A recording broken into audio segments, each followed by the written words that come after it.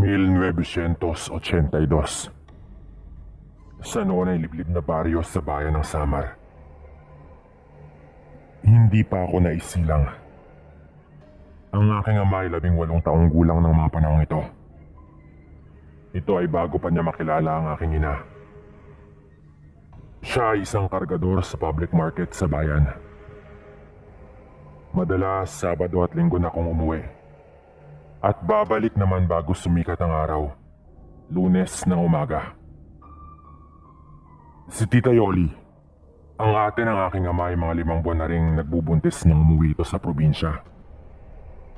Galit na galit daw si Lolo at ganon din si Itay. Pagkat ang buong akala ng mga ito ay nagtatrabaho si Tita Yoli sa Maynila.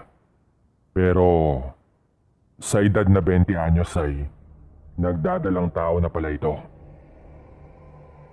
5 buwan rin niyang itinago bago siya umuwi.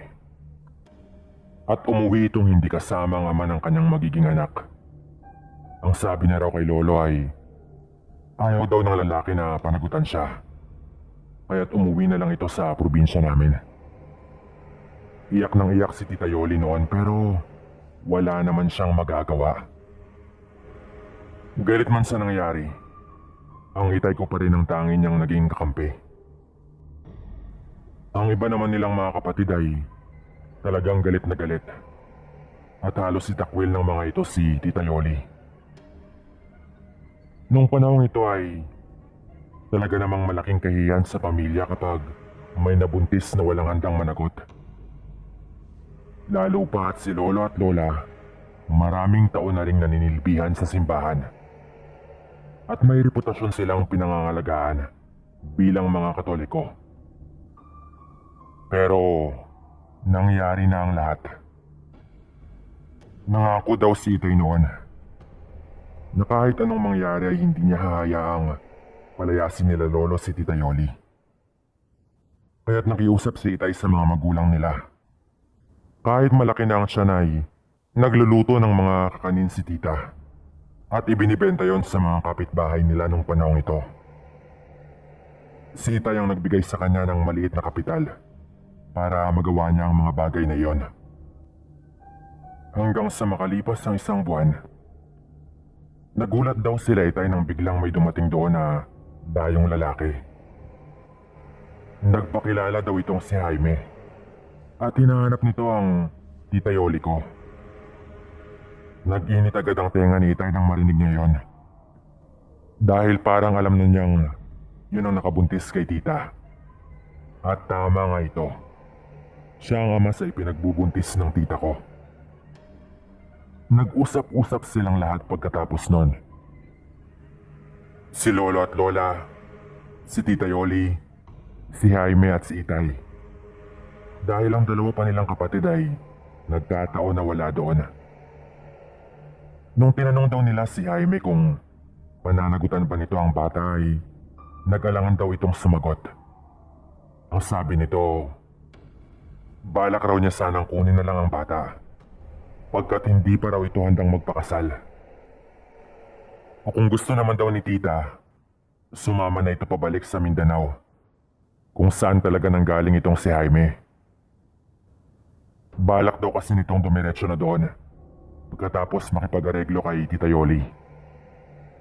Ang Jaime na ito ay malayo ang agwat ng edad sa tita ko. Ayon pa kay Itay, nasa mga 28 anyos na raw ito nung mga panahong yon. Kaya't nung sinabi niya iyon ay hindi na nakapagbigil pa si Itay at sinuntok niya ito. Hindi rin pumayag sila Lolo sa gusto nitong mangyari. Dahil doon ay walang nagawa si Jaime kundi pumayag sa gustong mangyari ng pamilya namin. Total, dala naman ito ang kagamitan niya. Doon na siya tumira simula noon. Nagtulong-tulong ang pamilya na mapagawan sila agad ng maliit na kubo. Hanggang sa napansin naman nila Itay na parang mabait naman na tao si Jaime. May alam naman ito sa pamamanday, kaya ganoon ang ginagawa niya. Pero hindi akalain nila Itay na sa una lang pala yon. Dumating ang araw ng fiesta sa baryo namin. Naghahanda ang lahat sa bisperas. Kumakatay ng mga alaga nilang baboy at manok. Bibilan lang ng mga ilang bloke ng yelo sa bayan yung mga kinabukasan pang lulutuin. Hindi pa kasi nag-uso ang refrigerator noon sa baryo namin. Siyempre, pagsapit ng gabi ng bisperas, may sayawan yan at may inuman. Nag-iinuman daw sa harap ng isang mesa sila Itay, si Lolo, si Tito Jan yung kapatid ni Itay, mga pinsan nila at siyempre si Tito Jaime.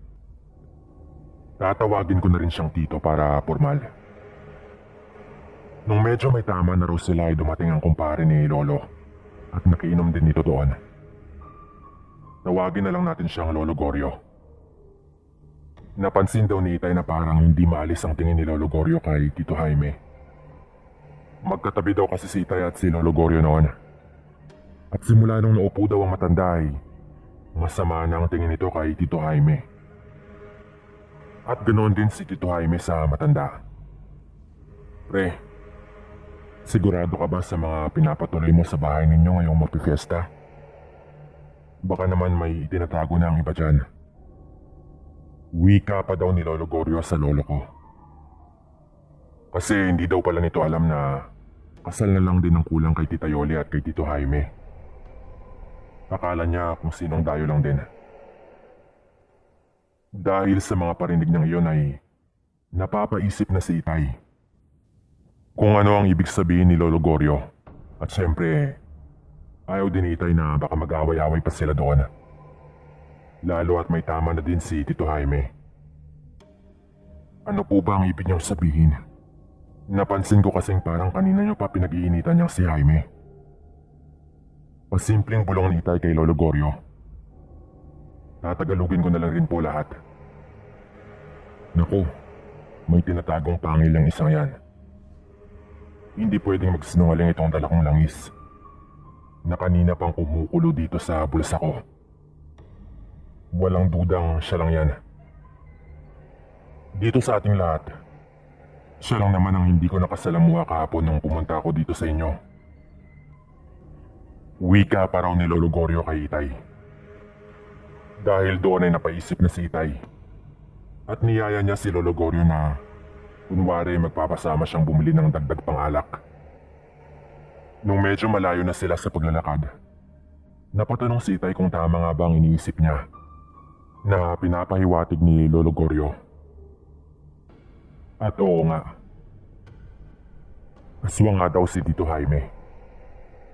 Napailing si Itay noon dahil bata pa naman si Tito Jaime pero ang sabi ni Lolo Goryo, kapag tumapak na raw sa edad na 18 ang isang tao, kakayanin na raw ng katawan nito ang sumpa ng pagiging aswang. Si Lolo Goryo kasi ay may kaalaman din sa panggagamot. Kaya't alam ni Itay na may basehan talaga ang matanda sa mga pinagsasabi nito. Bumili naman sila ng alak sa tindahan at nag-usap sila na si Lolo Goryo na raw ang babalik muna. Tapos, pinakuha ni Lolo Goryo kay Itay ang buntot pagi sa bahay nila. Ilang metro lang kasi ang layo ng bahay ni Lolo Goryo. At ang dahilan kung bakit hindi niya agad nalaman ang tungkol kay Tito Jaime ay dahil galing sa Negros si Lolo Goryo. Nagbakasyon ito ng ilang buwan doon. At itong mapifiesta lang bumalik. Si Itay ang pinakuha niya kasi kapag siya ang kumuha, baka maghinala daw si Tito Jaime. Lalo pa't ramdam nitong mainit sa kanyang matanda.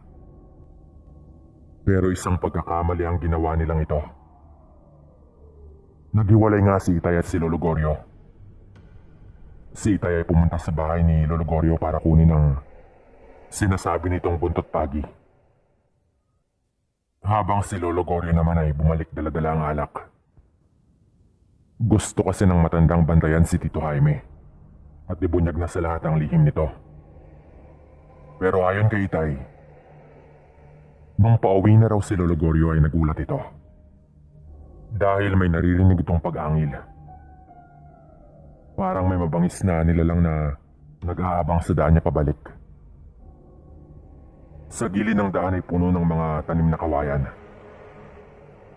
Langis lang ang dala ni Lolo Goryo ng gabing ito.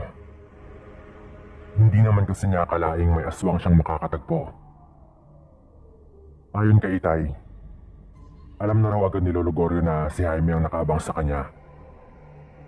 Base sa tingin nito ay alam niyang may dalang langis ang matanda nung nagiinuman pa lang sila. Nararamdaman din daw kasi ng mga aswang yon. Patuloy na naglakad si Lolo Goryo nang bigla na lang daw may sumunggab sa kanya. Nabitawan ng matanda ang daladala niyang alak. Ayon na din sa kwento nila Itay, dinumog daw ito ng nilalang na itim ang balat. Ang uso daw nito ay pahaba at may mahahabang pangil. Ang mga mata ay mapupula. Halos makagat na daw si Lolo Goryo at tumutulo na sa mukha nito ang laway ng aswang.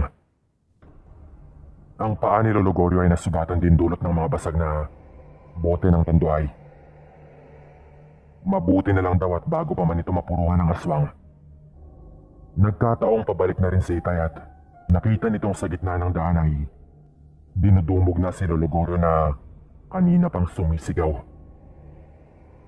Dala-dala ni Itay ang puntot pagi kaya agad niyang nilapitan ito at pinaghahampas. Ayon pa kay Itay, sa unang paghampas pa lang daw niya ay halos mamilipit na ang aswang sa sakit. Bumitaw daw ito sa pagkakadumog niya sa matanda. At ang balat daw nito ay waring umuusok sa bawat hagupit ng buntot pagi. Bahagya raw natigilan si Itay pagkatapos niyang atawin yun ng ilang beses. Pero bumangon daw si Lolo Goryo at kinuha niya kay Itay ang buntot pagi at ipinagpatuloy ang paghahampas dito. Doon na raw nagmakaawa ang aswang na tigilan na nagpakilala itong si Tito Jaime. Bumalik raw ito sa normal niyang anyo at punong-puno ng latay ang katawan nito. Gustong patay ni Lolo Goryo si Tito Jaime pero hindi kinaya ng Itay ko na gawin niya yon. Gusto niyang si Tita Yoli ang magdesisyon. Sinabi nila lahat ng nangyari at itinali nila si Tito Jaime sa may poste sa kusina nila. Kinaumagahan ay nagdesisyon si Tita Yoli na palayasin na lang si Tito Jaime. Mas pipiliin na lang daw nito ang buhay ng mag-isang anak niya kaysa magkaroon ng aswang na asawa. Dito napatunayan ni Itay kung gaano ka-epektibo ang buntot pagi. Si Tito Jaime naman ay pinalayas nga ng buong pamilya.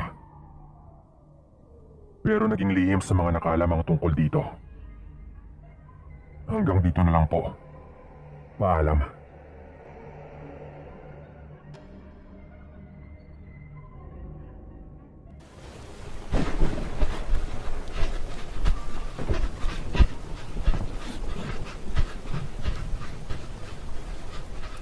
(1994) Humangos na akong tumatakbo isang gabing sobrang lakas din ng ulan.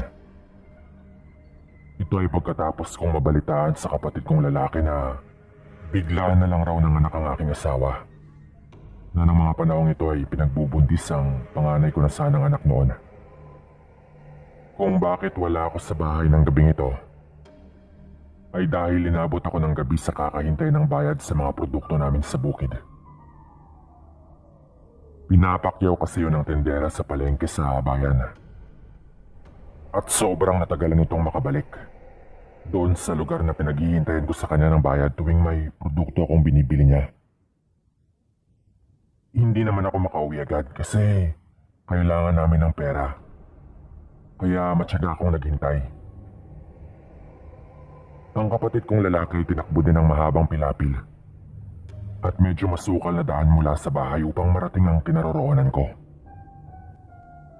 Wala naman kasing masasakyan at ang maglakad o tumakbo lang ang pagpipilian.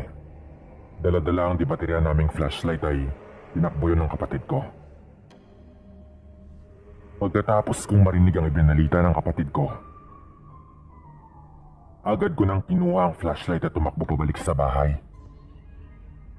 Siya na lamang ang iniwan ko upang maghintay sa bayan doon sa kakontrata kong tindera. Napakaraming tumatakbo noon sa utak ko habang tumatakbo ako pauwi. Nag-aalala ako sa mag-ina ko. Dahil kahit may kumadrona naman na malapit lang sa bahay namin, hindi pa kabuwanan ng asawa ko. Opo, magwawalong buwan pa lang siya ng asawa ko. Kaya nung sinabi sa akin ng kapatid ko ang nangyari, labis akong nag-alala. Halos magkandadulas-dulas na ako sa may pilapil nung tinatawid ko ang malawak na palayan. Palayan na madadaanan pa uwi ng bahay. Lalo at medyo makitid lang ang pilapil. May mga sandaling tumigil ako para habulin ang aking hininga. Pero agad din akong tatakbo ulit. Dumating ako sa bahay namin na nasa may labas na ng pinto ang tatay ko. Nakayuko lang ito. At agad kong napansin na pinapahid nito ang mata niya na parang umiiyak. Sandali akong tumigil sa kinatatayuan ko habang basang-basa na ako ng ulan. Nang sandaling yun ay naghalo-halo na ang kaba at pagod sa katawan ko. Sa nanginginig kong boses ay agad akong nagtanong. Tay, ano pong nangyari? Kamusta po ang mag-ina ko? Ayos lang po ba sila?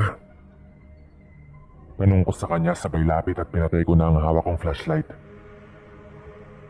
Napailing lang si tatay at ayaw nitong harapin ako o kahit sagutin man lang. Nung lumapit ako sa kanya ay niyakap niya ako agad. Alam na alam ni tatay kung gaano ko kagustong mag-anak. Kung gaano ako nananabik na maging isang ama. At ganoon din siya na maging lolo sa apo niya. Doon pa lang ay alam ko na may nawala sa akin ang gabing ito. Tinapik-tapik ako ni tatay sa balikat ko. Pagpasok ko sa bahay ay narinig ko na agad ang hikbi ng asawa ko. Iyak ito ng iyak. At sa tabi niya ay ang kumadrona at ang kawawa naming sanggol na wala ng buhay. Nakabalot yun ng puting lampin. At ang eksenang ito ay parang naging isang bangungot sa harapan ko. Naupo ako sa gilid ng higaan. Hawak-hawak ang kamay ng asawa ko. Tanging tunog ng pagtangis namin ang naririnig ng gabing iyon. Pinangarap ko noon na maging isang guro o maging isang sikat na writer pero heto at ang sinusulat ko ay ang personal kong karanasan ng kababalagan. Siguro ay napapatanong kayo kung paano humantong sa ganitong eksena. Ganito nagsimula ang kababalagan na naranasan namin. Mga 3 buwan bago ang gabing ito. Katatapos lang noon ng isang bagyo sa lugar namin sa Eastern Visayas. Nawasak ang bubong namin noon. Kaya naging abala ako sa pagkukumpuni ng bubong. May dumating na tulong sa baryo namin. Mga taong nagmagandang loob. 2 truck yung dumating. Dahil abala nga ako ay ang asawa ko na lang ang pumila. Medyo malaki na noon ang tiyan ng asawa ko pero mabilis lang naman ang pila kaya ayos lang. Pag-uwi ng asawa ko ay nakakapagtakang bigla na lamang sumakit ang kanyang tiyan.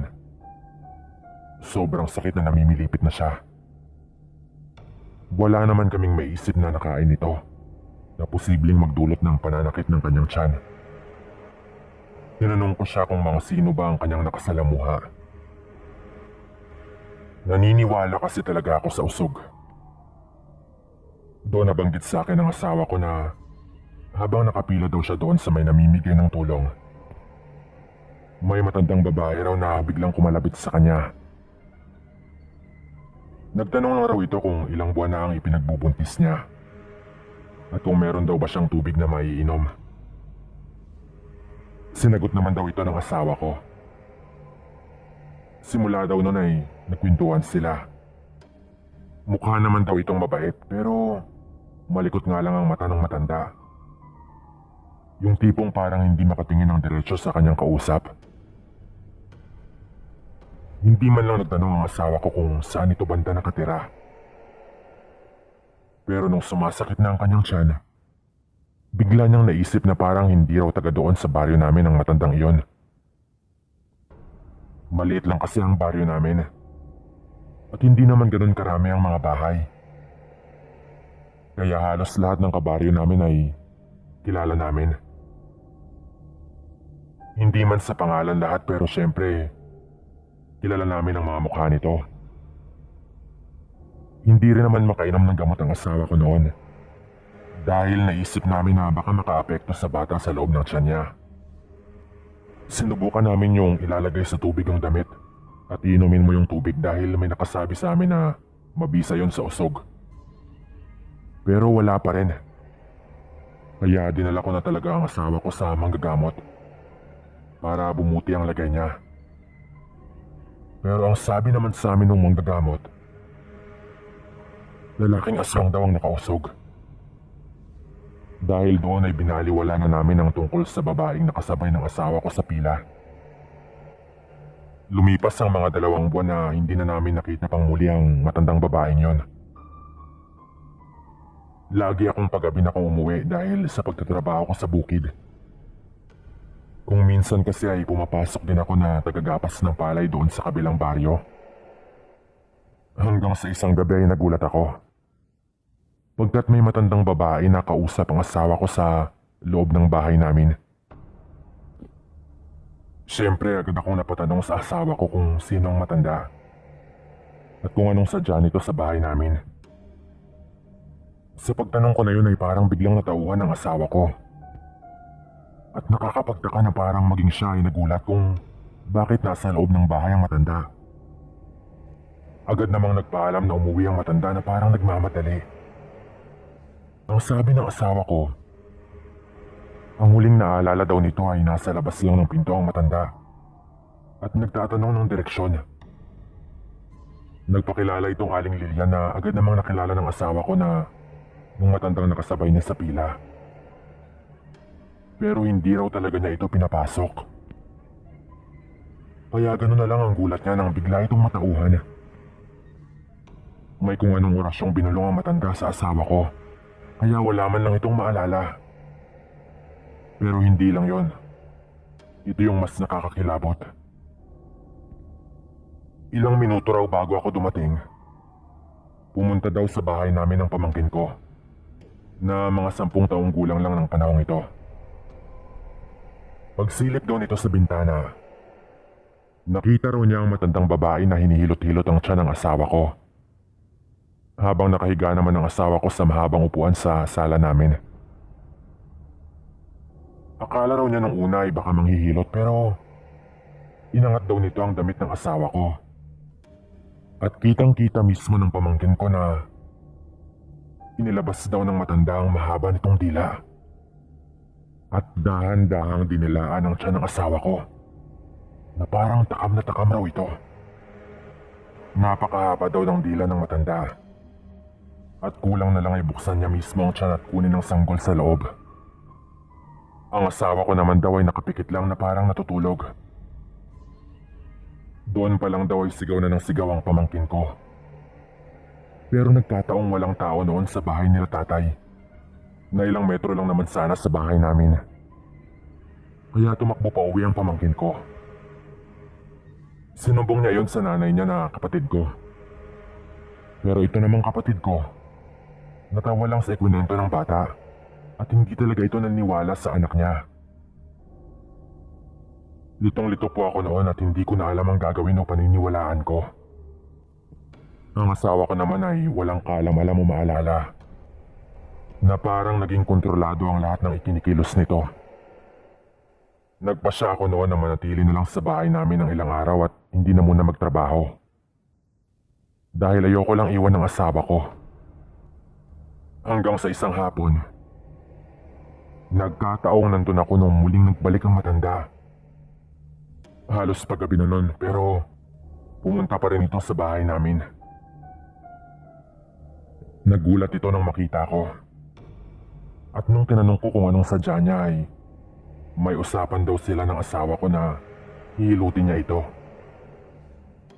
Nung tinanong ko naman ang asawa ko ay wala daw. At hindi naman talaga ako papayag kahit meron pa. Sa totoo lang ay nakakaawang matanda at parang ang bait nito. Pero itinaboy ko siya at sinabing huwag na siyang bumalik doon. Nung umalis na siya ay kinuha ko ang ita ko at pinapunta ko ang asawa ko sa bahay nila tatay. Talagang sinundan ko ang matanda kung saan ito uuwi. O baka sa kalagitnaan ng daan ay bigla itong magpalitan nyo. Lalo at madilim na. Gusto ko lang talaga noong malaman kung anong misteryo ang bumabalot sa kanya. Maingat ko siyang sinundan hanggang sa may masukal na daan. Pero kakaiba itong maglakad. Parang malayo sa lakad niya nung pinalis ko siya. Parang biglang hindi naman ito ganun katanda kung maglakad. Ilang sandali pa ay bigla itong nawala sa paningin ko. Napatakbo ako ng bahagya dahil akala ko ay napag-iwanan na niya ako. Pero wala talaga. Hindi ko na ito makita. Hanggang sa biglang may nagsalita sa likuran ko. Sinusundan mo ba ako, iho? Bakit ka narito at may dala ka pang itak? Bumalik ka na at bantayan mo ang asawa mo. Wika ng boses. At nung lingunin ko ay walang iba kundi ang matandang babae. Halos panawan ako ng ulirat sa labis na kaba at hindi na ako nakagalaw. Ganoon siguro kapag naunahan ka ng dungan. Nakatayo lang ako doon hanggang sa naglakad siya at lagpasan ako. At unti-unti siyang nawala sa paningin ko. Wala akong nagawa kundi tumakbo pa uwi. Akala ko noon ay tapos na. Pero tulad ng sabi nila, hindi titigil ang aswang kapag namarkahan na nila ang bibiktimahin nila. Lumipas ang mga araw at walang kahit ano pero hindi ko akalaing nung araw na ginabi ako, yun ang mismong araw na nakahanap siya ng pagkakataon. Ang sabi ng asawa ko, nung gabi raw na bigla siyang nanganak, nakaidli pa daw ito at biglang nagising na may malaking ibong kulay itim na nakahapon sa may itaas lang ng kwarto. Nakapasok ito dahil walang kisame ang bahay namin. Sinabi niya yun kay tatay at sa kapatid ko. Kaya kumuha sila ng itak pero agad daw na lumabas yung malaking ibon. At nagpaikot-ikot lang daw ito sa labas. Pagkatapos nun ay agad namang sumakit ang tiyan ng asawa ko. Sobrang sakit daw nun. Hanggang mangyari na nga ang lahat ng nangyari. Imbis na habulin pa ni tatay ang kulay itim na ibon, nagmadali na lang siyang tumawag ng kumadrona habang binabantayan naman ng kapatid ko ang asawa ko. At yun na nga, patay na ang bata nung isinilang siya ng asawa ko. Kahit ano pang sabihin ng iba, wala akong ibang hinala kundi aswang ang may kagagawan. Ganoon ang nangyari hanggang umabot sa pinakamasakit na gabi ng buhay ko. Nawala sa akin ang anak ko. Hanggang dito na lamang po. Mag-iingat tayong lahat.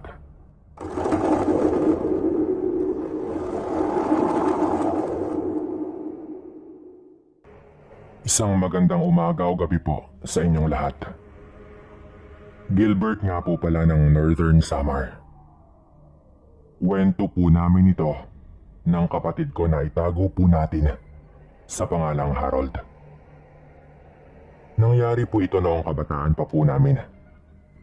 Siguro mga dekada 80 pa po. 10 taong gulang pa lang po kasi noon si Harold. At ako naman po ay 15 taong gulang na rin. Panganay po kasi ako sa 3 magkakapatid.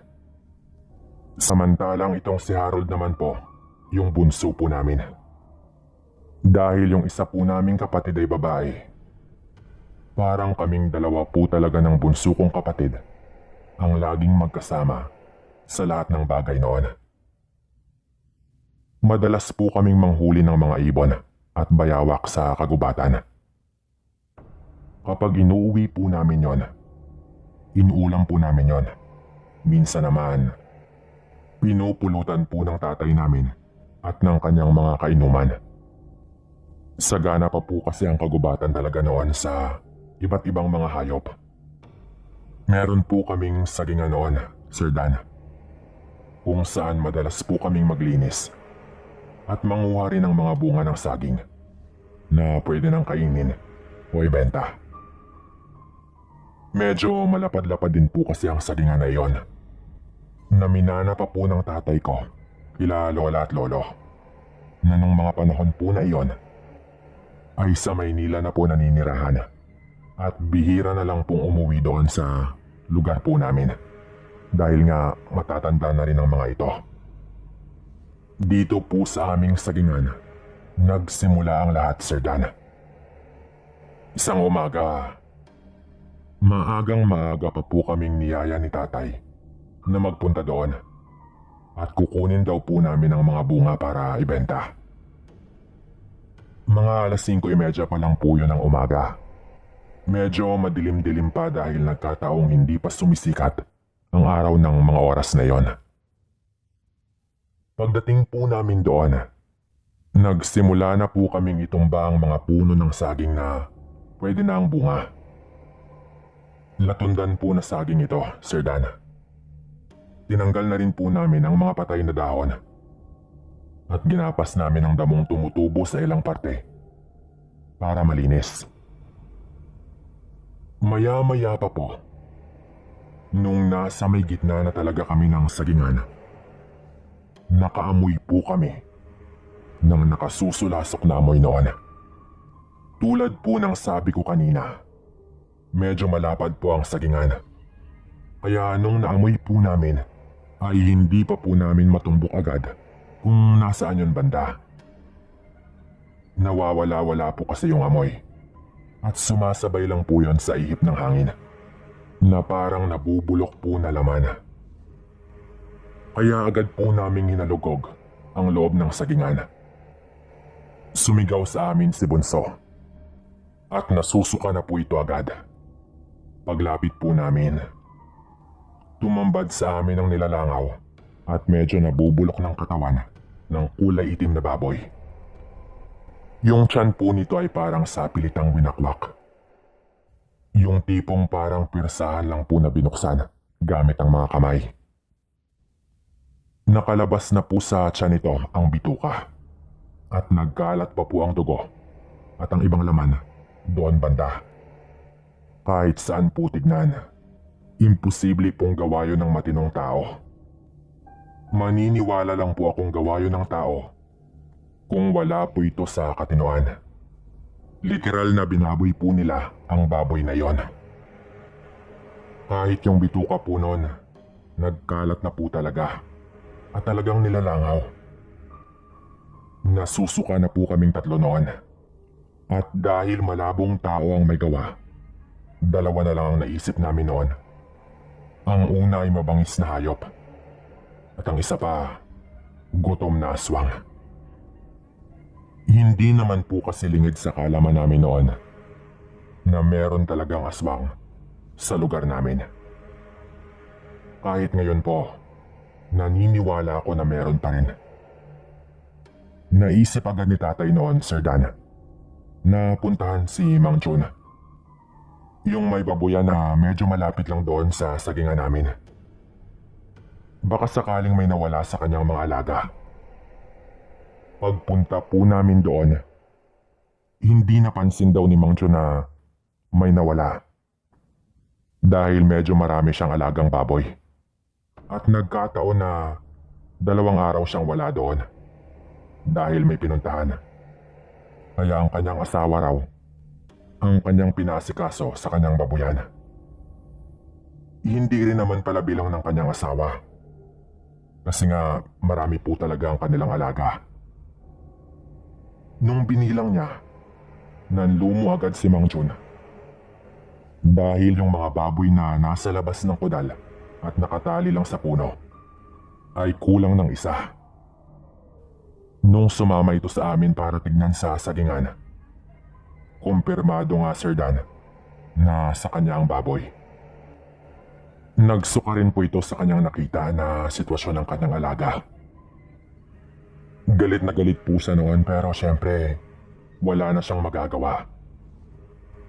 Nag-usap lang silang dalawa ng tatay ko noon na parang ayaw nilang marinig namin. Siguro ayaw nilang matakot kami o anuman. Nilibing na lang po nila tatay ang hayop na yon doon din mismo sa sagingan namin. Doon na po kami sinabihan ni tatay noon na wag na munang lalabas ng gabi bilang pag-iingat, lalo at meron nang hayop na nabiktima. Siyempre hindi pa kami sigurado noon, Sir Dan. Hanggang spekulasyon pa lang kasi nga isang patay na baboy pa lang din naman ang nakita namin. Isang gabi, medyo nag-alala po kami noon dahil hindi pa rin nakakabalik si tatay mula sa pagbebenta niya ng na-harvest namin na saging. Nagbenta po kasi ito ng saging doon sa palengke sa bayan. Bandang 8:00 na po ng gabi noon. Ang sabi ni nanay po noon, makinig na lang muna kami ng radyo habang naghihintay sa tatay ko. Nang biglang mapansin ni Bunso na wala sa loob ng bahay ang alaga naming aso. Kapag gabi po kasi, kusa na po itong pumapasok sa bahay. Dahil meron po itong dinadaanan doon sa may kusina namin. Lalo at maliit lang po yung aso na yon. Siyempre, nag-alala po kami noon, lalo na ang aking bunsong kapatid. Lalo at parang pamilya po talaga ang turing namin sa aso. Kaya nagpaalam po ako noon kay nanay na hanapin ko lang sandali yung aso sa labas ng bahay. Dahil malaki na nga rin po ako noon, pinayagan naman po ako ni nanay, lalo at abala din po siya sa kanyang tinatahi. Ang sabi niya lang po sa akin noon ay bilisan ko lang at wag na akong lumayo pa. Agad ko pong kinuha ang flashlight noon, Sir Dan, at lumabas na po ako ng bahay.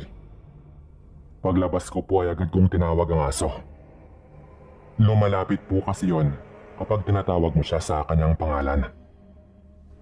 Agad ko pong tinignan sa likod ng bahay pero wala po ito doon. Inikot ko na yung bahay namin at wala po talaga yung aso na yon. Sinubukan ko po noon na ilawan ang nasa labas ng bakuran namin. Isa-isa ko pong inilawan ang mga madilim na parte sa paligid.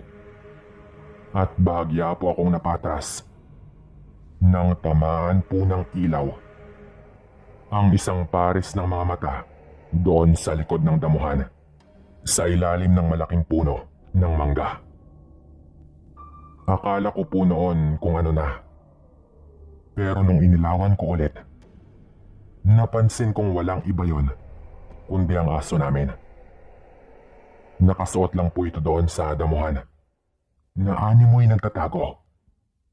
Nung nilapitan ko po, pilit ko po siyang pinapalabas doon. Pero talagang ayaw po nitong lumabas. Na parang takot na takot po ito. Yung tipong parang may gusto po itong sabihin sa akin na siyempre hindi ko maintindihan. Maya-maya pa, nakatingin lang po sa itaas ng puno ng mangga ang asong yon. At bahagya po siyang nag-aangil.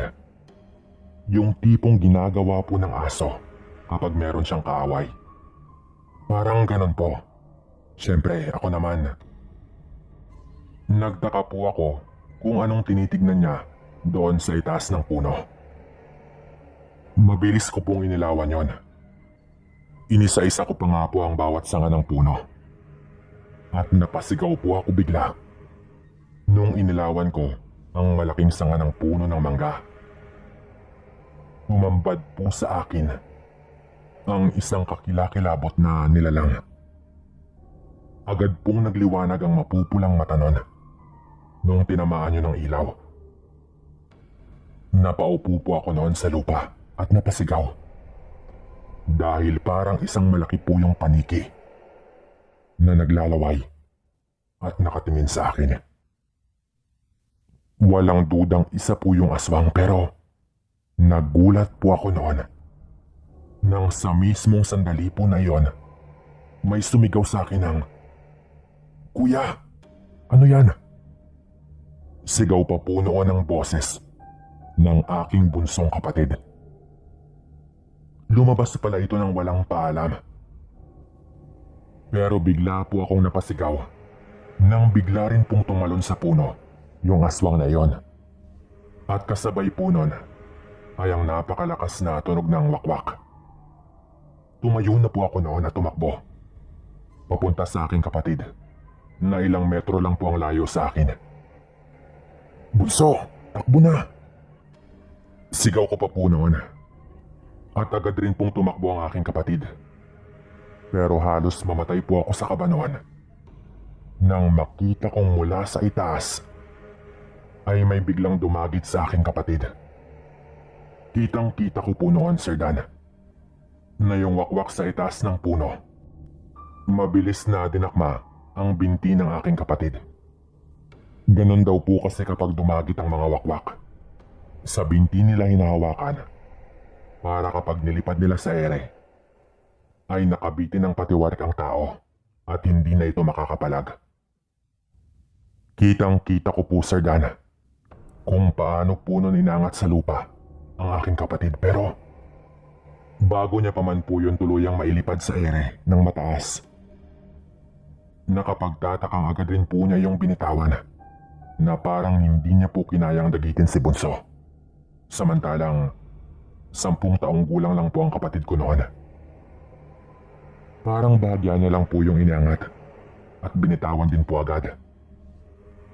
Bumagsak si Bunso doon sa damuhan. Habang yung aswang naman po na parang napakalaking ibon ay lumipad pa itaas. Ang lakas po ng tunog ng wakwak noon. Habang agad naman akong tumakbo sa aking kapatid. Sigaw po ng sigaw noon si nanay. Hindi ko po alam ang aking gagawin noon. Pero agad po akong napapikit nang makarinig ako ng magkakasunod na putok ng baril. Pagtingin ko po, ang tatay ko po pala yon. Nagkataon pala na pauwi na rin ito at narinig niya ang sigawan. Nagdadala po talaga ng baril ang tatay ko noon, lalo at madalas siyang gabihin sa kanyang pag-uwi.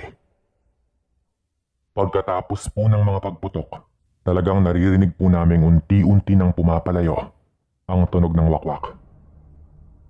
Iyak nang iyak si Bunso noon, Sir Dan. Nung tignan ni tatay, may suot-suot palang tanso na kwintas ang bunso kong kapatid. Yung basyo po yun ang bala ng baril ni tatay na ginawang kwintas. Ang sabi ni tatay, mukhang yun daw ang dahilan kaya hindi siya nagawang dagitin ng tuluyan ng aswang na iyon.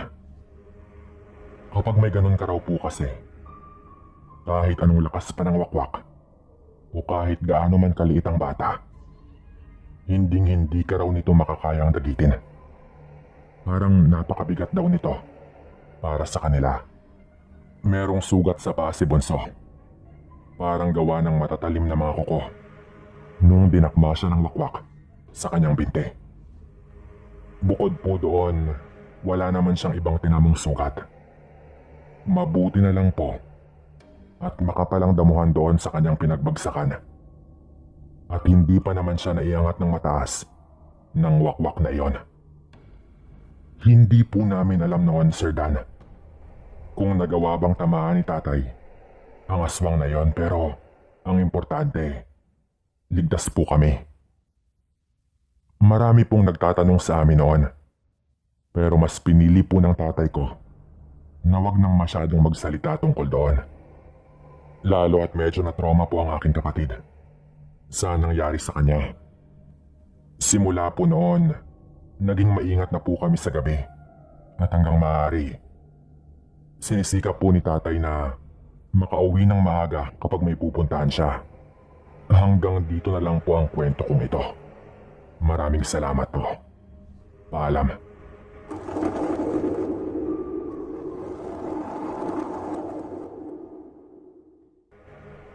Sino ba dito sa inyo ang naniniwala sa mga bagay-bagay na madalas ay pinagtatawanan lamang ng ibang tao? Ito ay kwentong patungkol sa isang aswang. Kung hindi ka naniniwala, utang na loob, huwag ka na lang makinig.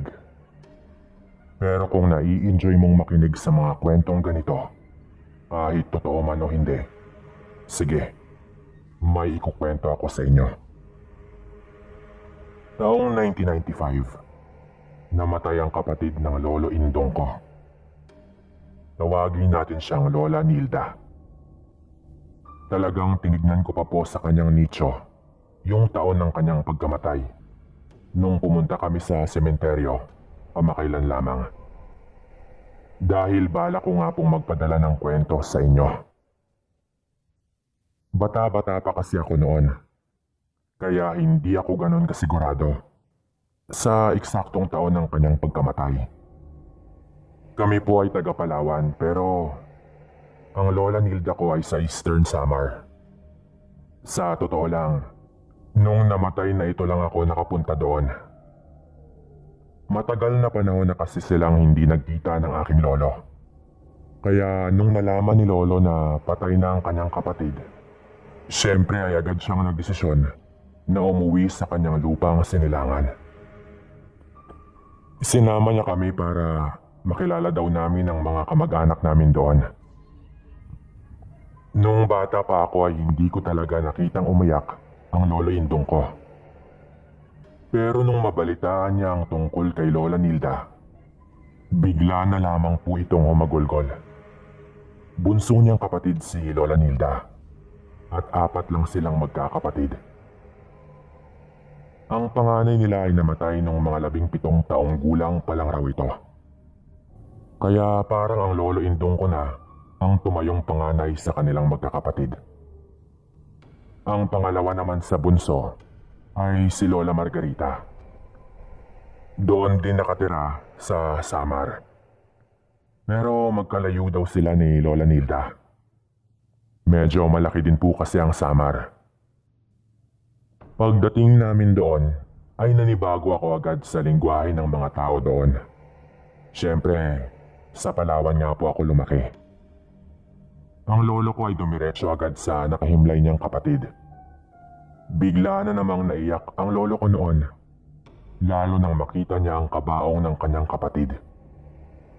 Hindi kasi ito yung tipong binibili sa mga funeral homes. Talagang ginawa lang ito mula sa plywood at parang luma ng mga kahoy at hindi pa napinturahan. Naiyak si lolo noon kasi sana daw siya na lang ang bumili. Pero ang sabi ng kaisa-isang anak ni Lola Nilda na si Tita Marilyn, yun naman talaga daw ang kabilin-bilinan ng kanyang nanay. Ayaw na raw kasi nitong dumagdag sa mga gastusin. At nakiusap na ito sa panday doon sa kanila. Nagawa na siya ng kabaong na mula mismo sa mga kahoy ng kanyang higaan.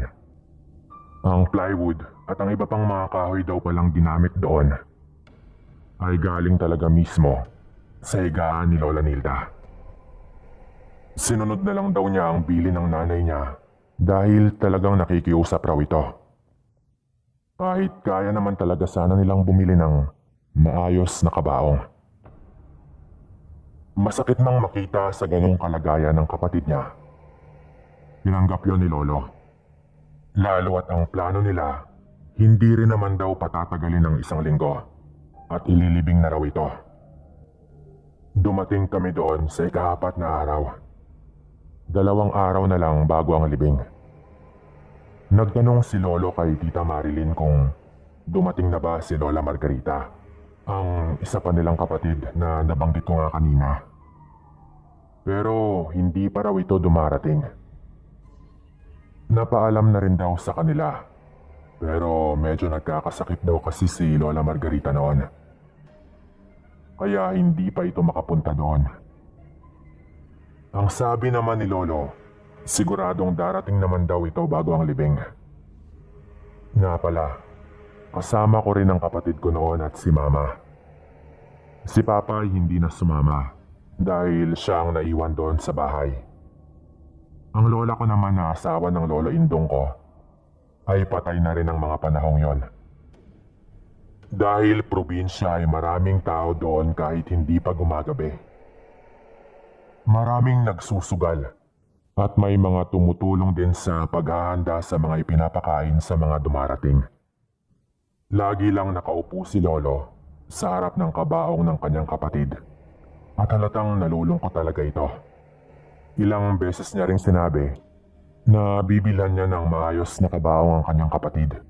Pero talagang isang araw yon sa huling habili ni Lola Nilda na ayaw nilang suwayin. Lumipas ang isang araw na parang normal naman ang lahat.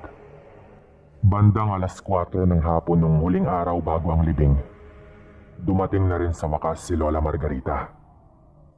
Masaya ang lolo ko noon dahil ang tagal na rin nilang hindi nagkita. Pagdating ni Lola Margarita, nag-usap sila agad ni Tita Marilyn. Medyo umagwat sila sa amin pati kay lolo na parang ayaw nilang iparinig ang kanilang pinag-uusapan. Pero narinig ko noon na bago pa man sila lumayo, tinanong ni Lola Margarita kung naimbalsa mo ba daw agad ang katawan. Tumango naman si Tita Marilyn sa tanong na iyon. Nung gumabi na, mga bandang 11:00, ay biglang panay na ang pagkulog at kidlat. Napakalakas po ng kulog noon na parang bubuhos talaga ang napakalakas din na ulan. Dagdagan pa po ng malakas na hangin. Nagkataon kasi na mga 2 linggo na raw pala na hindi umuulan doon noon. Kaya karamihan sa mga tao noon, nagsiuwian para di sila abutan ng ulan. Kami-kami na lang ang natira. Doon na po nagsimulang may napansin akong kakaiba kay Lola Margarita. Ang kwartong tinutulugan ko noon ay nakaharap mismo sa kung saan nakapwesto ang kabaong ni Lola Nilda. Yung pinto ng kwarto ay may takip lang na kurtina. Kumbaga walang pintuan talaga mismo. Sobrang lapit lang din nun na nakikita ko talaga siya doon sa labas. May dinudukot si Lola Margarita sa kanyang bulsa na parang weirdo ang ikinikilos nito. Nandoon din si Lolo sa kwarto at gising pa kaya agad ko siyang sinenyasan at tinuro ko ang nasa labas. Sumilip din si Lolo doon sa kortina. Nagkataon kasi na si Lola Margarita na lang ang naiwan doon sa sala.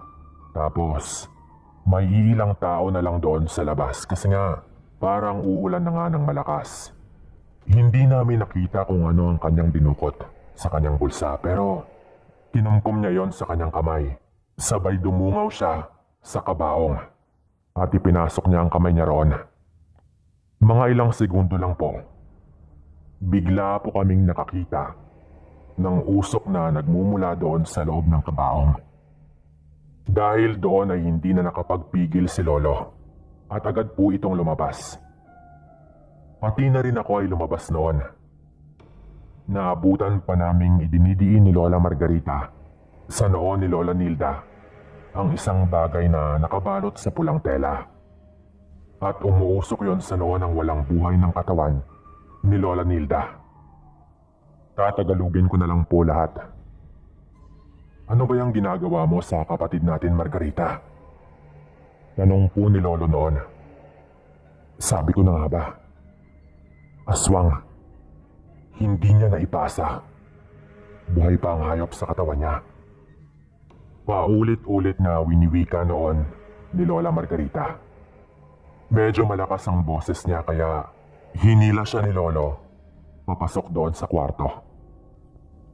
Umayos ka nga Margarita. Ano ba yung pinagsasabi mo? Medyo galit na wika ng lolo ko noon. Nang matauhan na si Lola Margarita, hininaan na niya ang kanyang boses. At sinabi pang kumalma muna si Lolo. Dahil baka magising daw si Tita Marilyn sa kabilang kwarto. Nagulat po kami noon nang sabihin ni Lola Margarita na ang kapatid daw nilang namatay ay isang aswang. Matagal na raw siyang naghihinala at kahit daw sa pagkamatay nito Hindi pa raw nito nailalabas sa kanyang katawan ang kanyang pagkaaswang. Paano nangyari yon? Inimbalsa mo naman ang katawan, hindi ba? Mahinang tanong ni Lolo. May paraan ng hayop.